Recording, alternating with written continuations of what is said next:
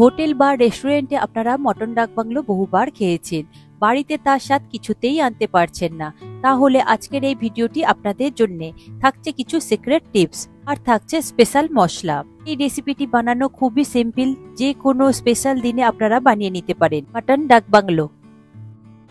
নমস্কার বন্ধুরা, কিচেন টেকনিকে আপনাদের সবাইকে স্বাগত। আমি মধুমিতা। আজ নিয়ে এসেছি একটা দারুণ স্বাদের রেসিপি, চলুন দেখে নেওয়া যাক। মটন ডাক বাংলোর জন্য 600 গ্রাম মটন নিয়েছি। মটনটা দেশি মটন রয়েছে, আপনারা এটা রেওয়াজি খাসি দিয়েও করতে পারেন। এখন দেশি মটনের ফ্যাটের পরিমাণটা একটু কম থাকে, আর রেওয়াজি মটন হলে ফ্যাটের পরিমাণটা একটু বেশি থাকে। এরপর মটনটাকে আমি খুব ভালোভাবে ম্যারিনেট করে নেব। তার জন্য নিয়েছি স্বাদ অনুযায়ী নুন, দেব হাফ চা চামচ হলুদ গুঁড়ো, দেব 1 চা চামচ কাশ্মীরি লঙ্কার গুঁড়ো, দেব 2 চা চামচ আদা বাটা, আর দেব 2 চা চামচ রসুন বাটা। দেব এখানে 100 গ্রাম টক দই। টক দইটা আমি আগে থেকে জল ঝরিয়ে রেখেছিলাম। পরে দেব 10 থেকে 12টা কাঁচা লঙ্কা কুচি, তবে আপনারা চাইলে এটা পেস্ট করে দিতে পারেন। পর দেব সামান্য একটু জায়ফলের গুঁড়ো, আমি এটা গ্রেট করে নিয়েছি। জায়ফলের গুঁড়োটা আপনারা এখানে অবশ্যই দেবেন, এতে করে মাটনের ফ্লেভারটা অনেকটাই বাড়িয়ে দেয় আর মাটনটা খুব তাড়াতাড়ি সিদ্ধ হয়ে যায়। এরকম ছোট ছোট টিপস গুলো আপনারা ফলো করবেন, দেখবেন রান্নাটা অনেকটাই সুন্দর হয়ে যায়, অনেকটাই টেস্টি হয়ে যায়। এরপরে মাটনটাকে খুব ভালোভাবে মিশিয়ে নেবেন। দেখুন ম্যারিনেট করা হয়ে গিয়েছে। এরপরে এটাকে আমি 1 ঘন্টা মতো রেস্টে রেখে দেব। হাতে যদি সময় থাকে তাহলে আরো কিছুটা সময় রাখতে পারেন ম্যারিনেট করে। এরপরে আমি এখানে 6 পিস আলু নিয়েছি। আমি এটা আলুটা মিডিয়াম সাইজের নিয়েছি, তাই আমি গোটা রেখেছি। আপনারা যদি বড় নেন তাহলে 2 টুকরো করে নেবেন। এরপর নিয়েছি 5টা হার্ড বয়েল ডিম, ডাক বাংলোতে ডিমটা অবশ্যই প্রয়োজন। এরপর নিয়েছি 3টে মিডিয়াম সাইজের পেঁয়াজ। পেঁয়াজটাকে খুবই ঝিরিঝিরি করে আমি কেটে নিয়েছি। পাতলা করে কাটলে পেঁয়াজটা খুব তাড়াতাড়ি নরম হয়ে যাবে। এরপর ডাক বাংলো স্পেশাল মশলাটা আমি দেখিয়ে দেব। নিয়েছি 1 চা চামচ জিরে, 1 চা চামচ গোটা গোলমরিচ, 5টা ছোট এলাচ, 2 দারচিনির টুকরো, 5-6টা লবঙ্গ, আর নিয়েছি অর্ধেক জয়িত্রী, আর নিয়েছি 2টো শুকনো লঙ্কা। এটা 600 গ্রাম মাটনের জন্য এই মশলাটা আমি রেডি করব। পরে একটা কড়াই নিয়েছি, কড়াইটা গরম হলে সব মশলাগুলো একসঙ্গে দিয়ে দেব। মশলাগুলো দিয়ে লো ফ্লেমে খুব হালকাভাবে ভেজে নেবেন। মশলাগুলো ভাজবার সময় আপনারা কন্টিনিউ নাড়াচাড়া করবেন, তা না হলে মশলাগুলো পুড়ে যেতে পারে। এরপরে সামান্য একটু নুন দেবেন, এতে করে মশলা সুন্দর ফ্লেভারটা বেরিয়ে যায় না। নুন দিয়ে হালকাভাবে একটু ভেজে নেব। দেখুন একটু লো ফ্লেমে এটাকে ভাজবেন। দেখবেন কালারটা যখনই চেঞ্জ হয়ে আসবে ঠিক সেই সময় গ্যাসের ফ্লেমটাকে বন্ধ করে দেবেন, দিয়ে একটা প্লেটে ঢেলে এটাকে একটু ঠান্ডা করে নেবেন। তারপরে এটা একটা ফাইন পাউডার তৈরি করে নেবেন। এরপর ওই গরম কড়াইতে আমি দিয়ে দেব 80 ml মতো সর্ষের তেল। এই রান্নাটা আপনারা সর্ষের তেলে করবেন, এতে করে টেস্টটা অনেকটাই বেড়ে যায়। এরপর হাই ফ্লেমে তেলটাকে খুব ভালোভাবে গরম করে নেবেন। দেখুন গরম হয়ে গিয়েছে, আমি একটু কড়া চারিদিকে লাগিয়ে দিয়েছি। এরপরে আলুগুলোকে আমি ভেজে নেব। আলুগুলো দেওয়ার পরে একটু হালকা হাতে নাড়াচাড়া করে নেব। এই সময় গ্যাসের ফ্লেমটাকে মিডিয়ামে করে দেব। এরপর দিয়ে দেব হাফ চা চামচ নুন, আর কালারের জন্য দেব হাফ চা চামচ হলুদ গুঁড়ো, আর দেব হাফ চা চামচ কাশ্মীরি লঙ্কার গুঁড়ো। নুন, হলুদ আর কাশ্মীরি লঙ্কার গুঁড়ো দিয়ে মিডিয়াম ফ্লেমে এটাকে খুব ভালোভাবে একটু ভেজে নেব। আলুগুলো দেখুন একটু হালকা লাল করেই ভাজবেন, বেশি কালো করে ভাজবেন না। দেখুন আলুগুলো আমার লাল লাল করে ভাজা হয়ে গিয়েছে। এরপরে আমি ঝাঁঝরির সাহায্যে তেল থেকে তুলে নিয়ে একটা পাত্রের মধ্যে এটাকে রেখে দেব।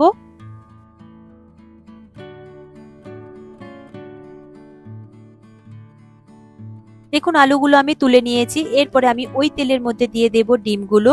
ডিমগুলো আমি হালকাভাবে ভাজবো। ডিমগুলোর কিন্তু খুব একটা বেশি লাল করে ভাজবেন না, হালকা যখনই কালার চেঞ্জ হবে তখনই আপনারা ডিমগুলো তেল থেকে তুলে নেবেন। দেখুন ডিমগুলো দেওয়ার পরে আপনারা কন্টিনিউ নাড়াচাড়া করবেন, তা না হলে ডিমগুলো কিন্তু একটা সাইড খুব ভালোভাবে ভাজা হবে আর আরেকটা সাইড কিন্তু সাদা রয়ে যাবে। তাই কন্টিনিউ আপনারা নাড়াচাড়া করবেন, দেখবেন সব দিকটা সমানভাবে ভাজা হয়ে যাবে। ডিমগুলো আমি ওই আলুর প্লেটের মধ্যে তুলে নিয়েছি। এরপরে ওই তেলের মধ্যে আমি পেঁয়াজটাকে খুব ভালোভাবে ভেজে নেব। দেখুন পেঁয়াজটা আমি পুরোটাই দিয়ে দিয়েছি, দিয়ে আমি মিডিয়াম ফ্লেমে পেঁয়াজটাকে খুব লাল লাল করে ভেজে নেব। তবে এটা বেরেস্তার মতন হবে, খুব বেশি কালো করবেন না। পেঁয়াজটাকে আপনারা কন্টিনিউ নাড়াচাড়া করবেন, তা না হলে একটা সাইড একটু কালার এসে যাবে আর একটা সাইড কিন্তু সাদা রয়ে যাবে, ভাজা ভাজা হবে না। তাই কন্টিনিউ দেখুন নাড়াচাড়ার পরে আমার কালারটা কত সুন্দর এসেছে। পরে দিয়ে দেব 1 ঘন্টা ম্যারিনেট করে রাখা মাটন। মাটনটা দিয়ে গ্যাসের ফ্লেমটাকে কিন্তু মিডিয়ামে রাখবেন, দিয়ে কন্টিনিউ একটু নাড়াচাড়া করবেন। দেখুন আমি এইভাবে ঠিক নাড়াচাড়া করব, কষিয়ে নেব বেশ 15 থেকে 20 মিনিট মতন। দেখবেন মশলা আর মাটন থেকে তেলটা ছাড়তে শুরু করে দেবে। 5-6 মিনিট ভালোভাবে কষিয়ে নেওয়ার পরে মাটনের কালারটাও চেঞ্জ হয়ে গিয়েছে, তেলও অনেকটা ছেড়ে দিয়েছে। এরপরে আমি একটু ঢাকা দিয়ে দেব। এরপরে আমি ঢাকা খুলে দেখব, দেখুন মাটন থেকে কতটা পরিমাণে জল আর তেল ছেড়ে দিয়েছে। আমি কিন্তু এখনো জলের ব্যবহার করিনি। এভাবে আরো একবার ভালো করে কষিয়ে নেব। এরপরে আমি দিয়ে দেব 1.5 চা চামচ ধনে গুঁড়ো। এখানে আর জিরের গুঁড়ো ব্যবহার করবে না, যেহেতু ভাজা মশলার সাথে জিরে রয়েছে। এরপরে খুব ভালো করে দেখুন আমি একটু কষিয়ে নিলাম আরো 2 মিনিট মতন। 2 মিনিট কষানোর পরে দেখুন কালারটাও কত সুন্দর এসেছে। এরপরে আমি দিয়ে দেব উষ্ণ গরম জল। আপনারা পরিমাণ মতন দেবেন, যেহেতু আমি এটা কড়াইতে বানাবো। আর আপনারা যদি প্রেসার কুকারে বানান তাহলে একটু সেইভাবে জলটা বুঝে দেবেন। জলটা দিয়ে একটু নাড়াচাড়া করে নেব। এরপরে আমি আলুগুলোকে দিয়ে দেব। আলুগুলো দিয়ে খুব ভালো করে একটু নাড়াচাড়া করে মিশিয়ে নেব। দেখুন মাটনটাকে খুব ভালো করে জলের সাথে মিশিয়ে নিয়েছি। এরপরে এটাকে আমি ঢেকে দেব। ঢেকে দিয়ে আমি 25 থেকে 30 মিনিটের জন্য, তবে মাঝের মধ্যে একটু ঢাকা খুলে একটু নাড়াচাড়া করে নেবেন, যেহেতু কড়াইতে করছেন, কড়াইয়ের গায়ে লেগে যেতে পারে। এখন ঢাকা খুলে দেখছি মাটনটা আমার খুব ভালোভাবে সিদ্ধ হয়ে গিয়েছে, আলুটাও সিদ্ধ হয়ে গিয়েছে, আর গ্রেভিটা অনেকটাই কমে গিয়েছে, আর কালারটা সম্পূর্ণ চেঞ্জ হয়ে গিয়েছে। পর এর মধ্যে দিয়ে দেব ভাজা মশলা। যে মশলাটা রেডি করে রেখেছিলাম সেই মশলাটা দিয়ে দেব। দিয়ে খুব ভালোভাবে একটু কষিয়ে নেব। ভাজা মশলা দেওয়ার পরে আরো 8 থেকে 10 মিনিট মতো লো ফ্লেমে এটাকে ঢাকা দিয়ে হতে দেব। এরপরে ঢাকা খুলে দেখছি, দেখুন গ্রেভির কালারটাও কত সুন্দর এসেছে, আর মাটন আর আলুটাও খুব সুন্দরভাবে সিদ্ধ হয়ে গিয়েছে। মাটনটাকে আমি আরো একবার খুব ভালো করে মিশিয়ে নেব। এরপরে আমি এতে দিয়ে দেব ভেজে রাখা ডিম। ডিমটা দেওয়ার পরে আলতো হাতে একটু হালকাভাবে মিশিয়ে নেব। নিয়ে 1 থেকে 2 মিনিট মতো এটাকে হতে দেব। তবে ডিমটা অবশ্যই আপনারা দেবেন, যেহেতু ডাকবাংলো ডিম ছাড়া অসম্ভব। মাটন হতে 1 ঘন্টা সময় লেগেছে। রেডি হয়ে গিয়েছে মাটন ডাকবাংলো। এরপরে গ্যাসের ফ্লেমটাকে বন্ধ করে দেবেন। দিয়ে উপর থেকে 4-5টা মতো চেরা কাঁচা লঙ্কা ছড়িয়ে দেবেন, এতে করে সুন্দর একটা ফ্লেভার আসে। তারপরে এটাকে ঢাকা দিয়ে অন্তত 10 মিনিটের জন্য রেস্টে রেখে দেবেন। তারপরে এটা পরিবেশন করবেন গরম গরম ভাত, রুটি, পরোটা, নান, যে কোনো কিছুর সাথে আপনারা এটা পরিবেশন করতে পারেন। আমার আজকের রেসিপি মাটন ডাকবাংলো রেডি হয়ে গিয়েছে, আর আমি একটা বোলের মধ্যে এটাকে পরিবেশন করেছি।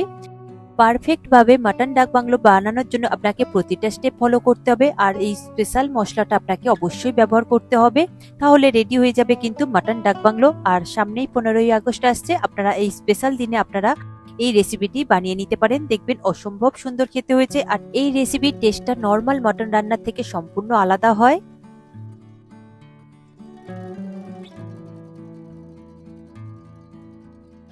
এই রেসিপিটি আপনাদের কেমন লাগলো কমেন্টে অবশ্যই জানাবেন। আর যদি ভালো লেগে থাকে তাহলে লাইক শেয়ার করবার অনুরোধ রইল।